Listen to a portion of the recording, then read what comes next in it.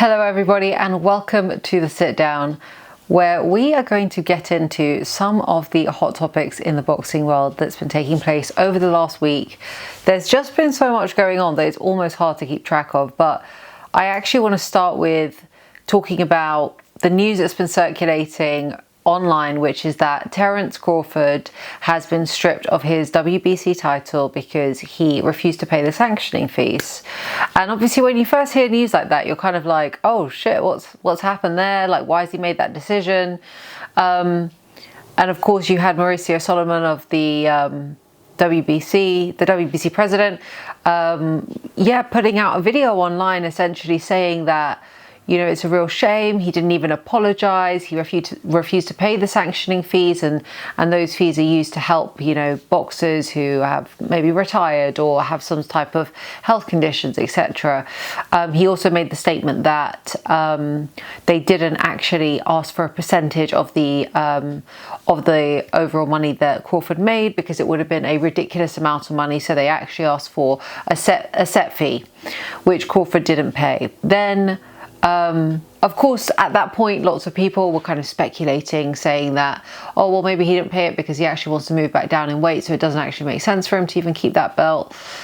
Anyway, Crawford then, put all of our minds at ease because he released a video, and you gotta love this guy's style, right? Like he's just so slick with pretty much everything.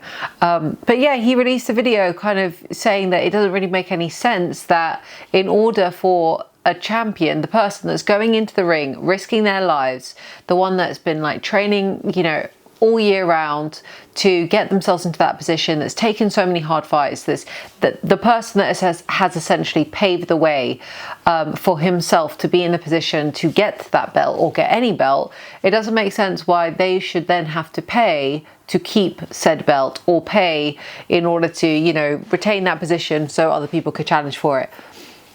And I've got to say, like, yeah, I've got to say that there was, I don't know if I was swayed because it's Crawford and I can just get behind anything he really says and does, but it does make a lot of sense what he's saying. You know, $300,000 in order to keep a belt is a lot of money.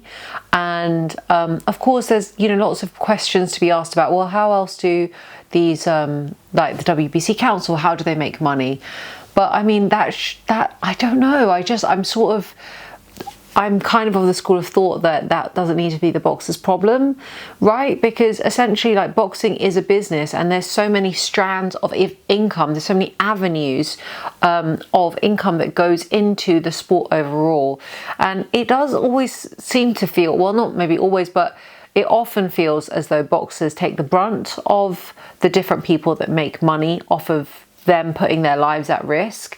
And ultimately, you know, he is the undisputed champion, whether he has the belt and he's the undisputed champion on paper, or whether, you know, it's just the fact that we all remember that he got into the ring, beat Canelo, 2 weight divisions above what he's used to fighting at. You know, no one forgets stuff like that. And essentially he got the belt, he beat Canelo, and he got the picture, and that's, you know, imprinted in all of our minds and written in the history books, and he's not wrong about that. The other thing that's really interesting to me is that, you know, ultimately he said in this video that it costs so much money to retain the WBC belt. Of course, the WBC belt has a certain level of status, a certain, it's a symbol, right? The green and gold. But he made the point that, you know, for him, the only belt that really counts is the ring belt, and that's free.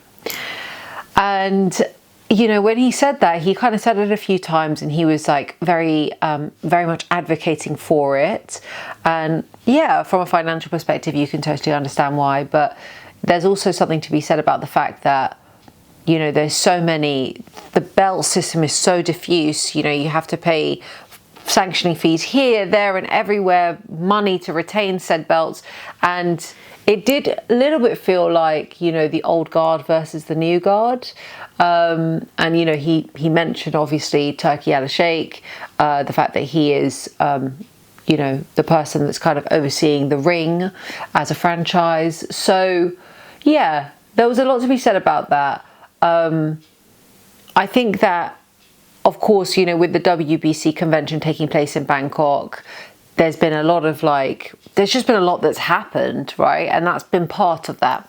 So the other stuff that's happened is that they've ordered a bunch of fights, but some that really stood out to me were, you know, they ordered Lawrence Okoli versus Moses Atalma, which, yeah, like, it's an interesting one, isn't it? I have to say, I'm actually keen to see that fight. I don't necessarily think it's gonna happen. I think that the Atalma team will go a different route, but I think that it would definitely be an interesting fight to see. I think I still would lean favorably towards Moses, and that's not because, you know, that's not because I'm very biased or I'm thinking about it super subjectively. I just think that, you know, he is in a position where he could mitigate a lot of what Lawrence Okoli does. Lawrence Okoli loves to like tie up and sort of you know, bully in that sense, you know, bully with his physicality, and I think that Moses Atalma wouldn't let that occur.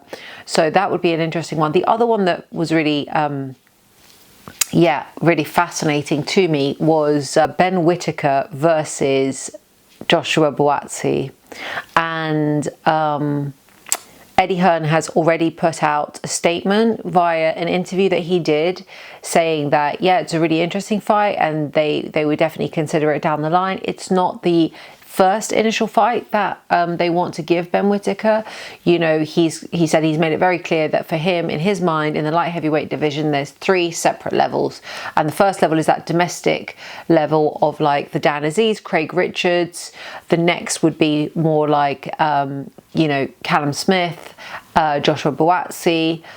I assume in that is probably, you know, we can say Lyndon Arthur as well, although I'm not sure if Eddie Hearn would categorise him as part of that. And then, of course, at that, you know, top level, we have the Bivol and Benavidez clan.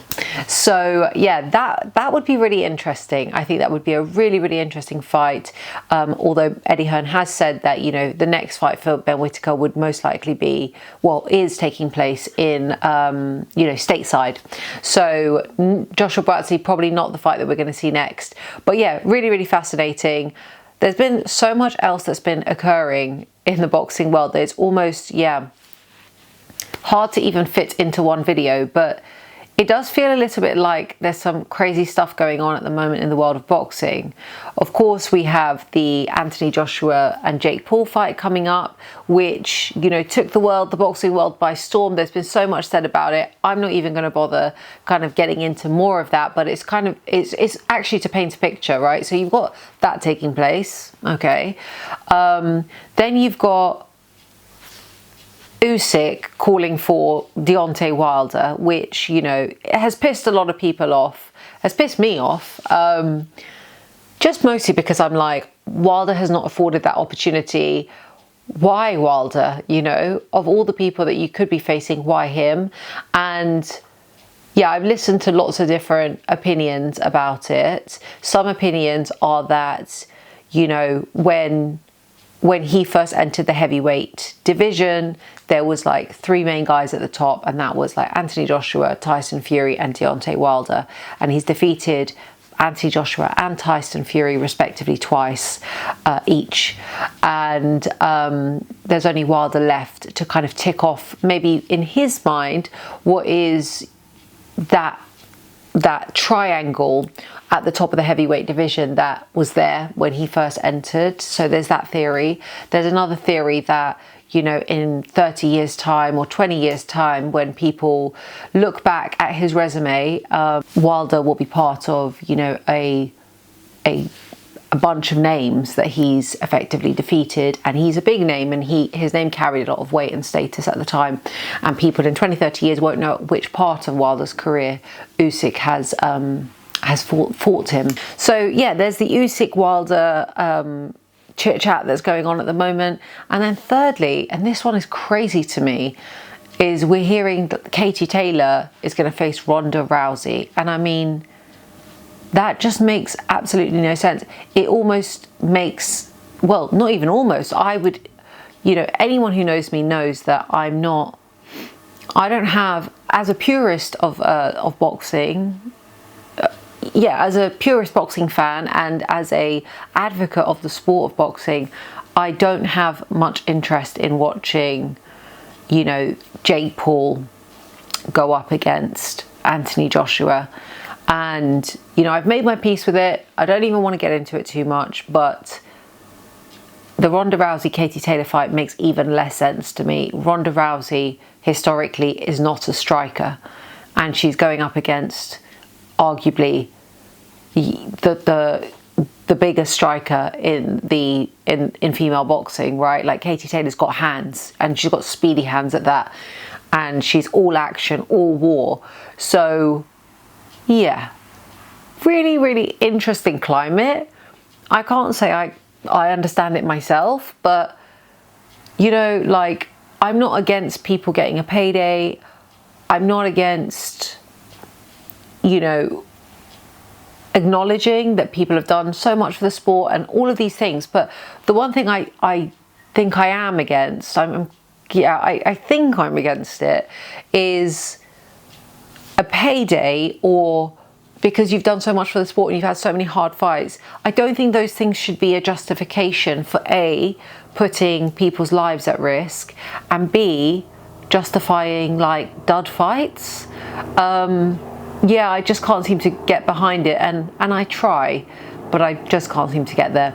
Anyway, that was a little roundup of all of the crazy action, and there's been so much more, but we don't have time to get into it. So yeah, stay tuned, watch this space. I'm sure so much more will happen over the next few days. And in the meantime, guys, thank you. Thank you for listening. Thank you for tuning in. And please don't forget to like, comment, share, and subscribe.